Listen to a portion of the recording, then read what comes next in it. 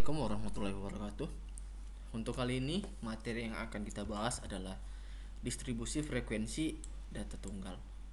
Pada distribusi frekuensi nanti ini kita akan terbagi dua materi, yaitu data tunggal dan juga nanti pada pertemuan selanjutnya yang kita bahas adalah data jamak.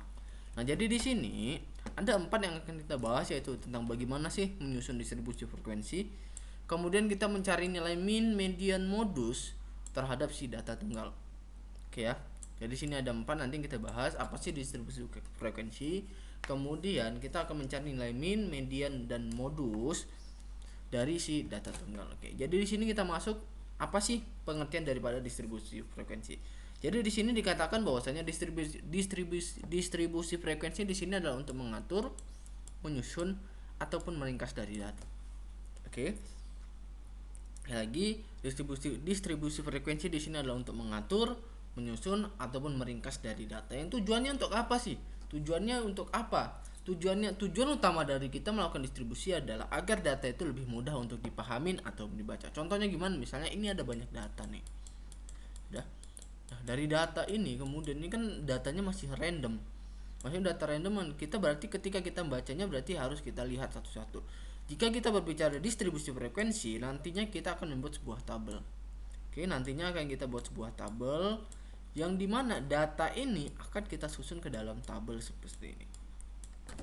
Oke, jadi pemahaman sederhananya adalah bagaimana cara kita menyusun data yang banyak ke dalam tabel distribusi frekuensi.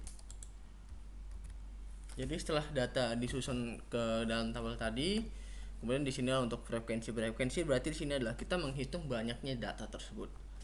Oke, di situ jadi distribusi frekuensi adalah di sini kita menyusun data yang acak, kemudian kita rapikan, kita susun ke dalam sebuah tabel.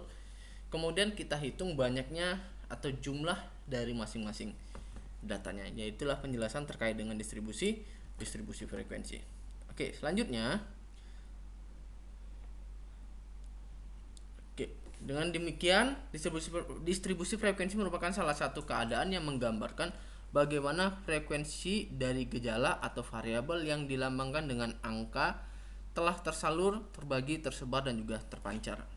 Jadi ya, tadi kita sudah jelaskan apa sih definisi dari distribusi frekuensi. Jadi intinya adalah dia data yang kita kumpulkan, datanya yang kita susun, kemudian kita sebarkan hingga datanya tersebut bisa mudah untuk dipahami. Oke, next.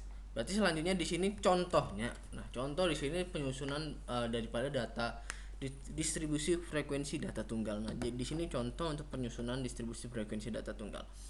Seandainya kita diberi data seperti ini. Oke, ini data yang sudah kita kumpulkan. Datanya ini acak. Sudah, data acak ini berarti harus kita susun. Nah, disinilah fungsinya distribusi frekuensi tersebut. Kita susun hingga seperti ini, dimulai dari yang terkecil sampai dengan yang terbesar. Terserah ya. Sebenarnya sini tidak ada aturan apakah harus terkecil dulu atau terbesar dulu, ya terserah.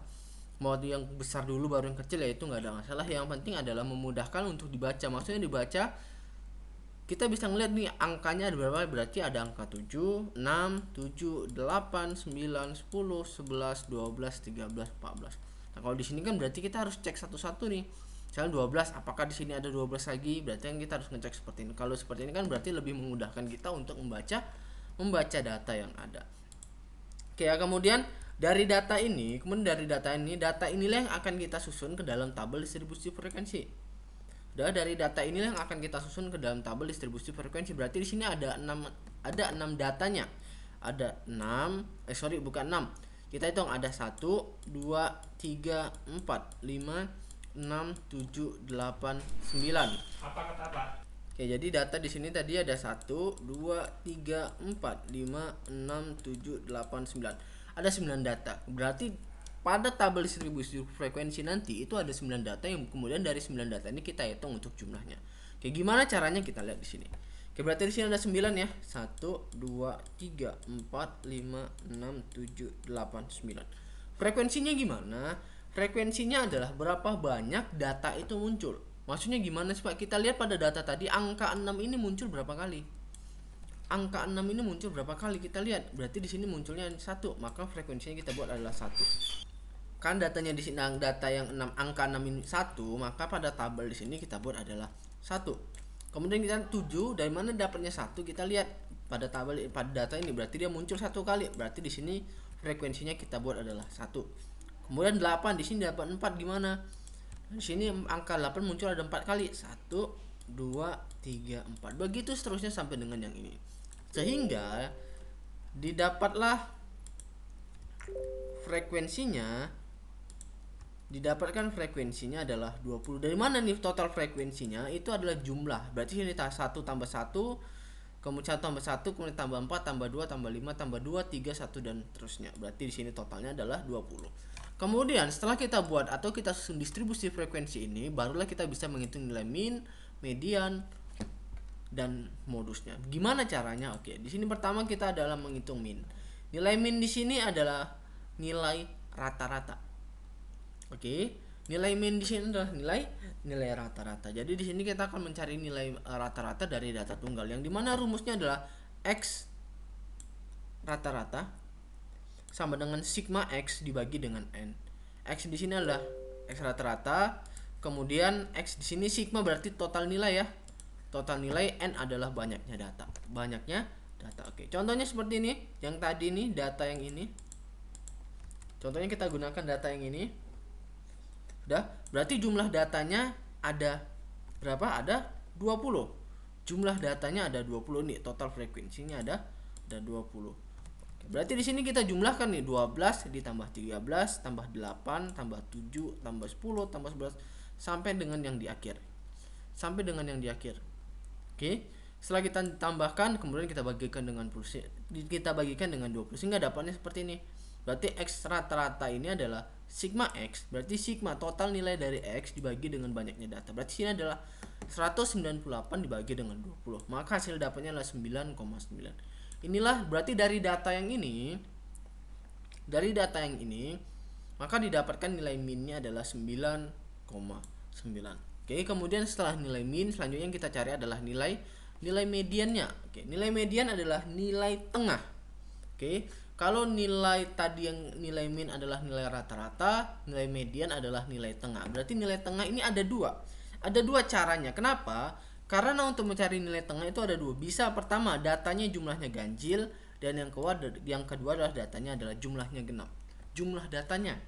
Oke, jumlah datanya. Banyak datanya ganjil atau genap. Jika dia datanya ganjil, maka nilai x di dalam kurung n tambah 1 dibagi dengan 2. Ini rumus kita gunakan jika datanya adalah ganjil. Jika datanya genap gimana? Berarti setengah dikali dalam kurung x n per 2 ditambah x n per 2 ditambah dengan 1. N di sini adalah jumlah datanya. Gimana penyelesaiannya? Kita lihat contohnya. Nah, di sini contohnya datanya ada genap. Di sini contoh, ini data yang kita gunakan. Oke, datanya genap. Berarti kita gunakan pertama rumus data genap, yaitu setengah x dibagi n. Tadi sini kan n berapa? Jumlah datanya ada 20. N di sini kan tadi n adalah jumlah data ya. N di sini adalah jumlah data atau banyaknya data. N-nya sini 20. Berarti kita masukkan di sini adalah setengah dalam kurung x 20 per 2. 20 per 2 ditambah x 20 per 2 ditambah dengan 1. Berarti sini ME sama dengan setengah dalam kurung x 10. Dapat dari mana x 10? Yaitu 20 dibagi 2 hasilnya adalah 10. Kemudian 20 dibagi 2 hasilnya 10 ditambah dengan 1 berarti adalah 11. Sudah. Kemudian dari data ini dikatakan bahwasanya untuk nilai tengah itu berada data ke-10 dan data ke-11, tetapi dengan catatan data sudah diurutkan seperti ini. Sudah. Dari ini maksudnya adalah datanya itu berada pada data ke-10 dan juga data ke-11. Kita lihat data ke-10. 1 2 3 4 5 6 7 8 9 10 11. Berarti data ini 2. Oke. Kemudian cara mencari nilai tengahnya adalah seperti ini. ME sama dengan setengah dalam kurung x 10 tambah x 1. Berarti sini setengah 1 per 2 dalam kurung 10. Data ke-10 nya 10. Data ke-11 nya adalah 10. Berarti setengah 10 tambah 10 20. Berarti hasilnya adalah 10. Jadi nilai mediannya adalah 10. Ini untuk data tunggal. Data ganjil gimana? Oke, data ganjil ini x sama dengan ME sama dengan X N tambah 1 dibagi dengan 2. Ini contohnya ini. Data ganjil datanya 19. Tadi kan data genap datanya 20. Nah, ini dikurangi 1 aja. Data ganjil datanya adalah 19. Berarti sini adalah XN tambah 1. X-nya adalah 19 tambah 1 dibagi dengan 2. N-nya 19 ya. Ini N-nya 1 2 3 4 5 6 7 8 9 10 11 12 13 14 15 16 17 18 19. N-nya ada 19. Berarti sini adalah 19 tambah 1 per 2. Berarti di sini 19 tambah 1 20, 20 per 2 adalah 10. Maksudnya 10 adalah X10. Maksudnya dari X10 adalah untuk nilai tengah dari data ganjil ini berada pada data ke-10. Kita lihat data ke-10 ini 1 2 3 4 5 6 7 8 9 10. Maka untuk nilai tengahnya nilainya adalah 10. Oke, untuk nilai tengahnya nilainya adalah 10. Yang terakhir adalah nilai modus. Nilai modus adalah nilai paling sering muncul. Nilai modus adalah nilai yang paling sering muncul. Nah, sebenarnya untuk memudahkannya kita lihat aja pada tabel yang ini. Kita lihat ini. Dari tabel ini, dari tabel frekuensi ini sebenarnya bisa dilihat nilai yang paling sering muncul adalah nilai 10. Kenapa dia muncul sebanyak 5 kali? Sehingga didapatkanlah bahwasannya nilai modusnya adalah 10. Kenapa? Karena 10 yang paling banyak muncul. Berarti 5 kali. 1, 2, 3, 4, 5. Berarti dia nilai paling banyak muncul atau nilai paling sering muncul dibandingkan dengan nilai-nilai yang lainnya. Nah, begitulah yang dapat dijelaskan terkait dengan materi distribusi frekuensi data tunggal.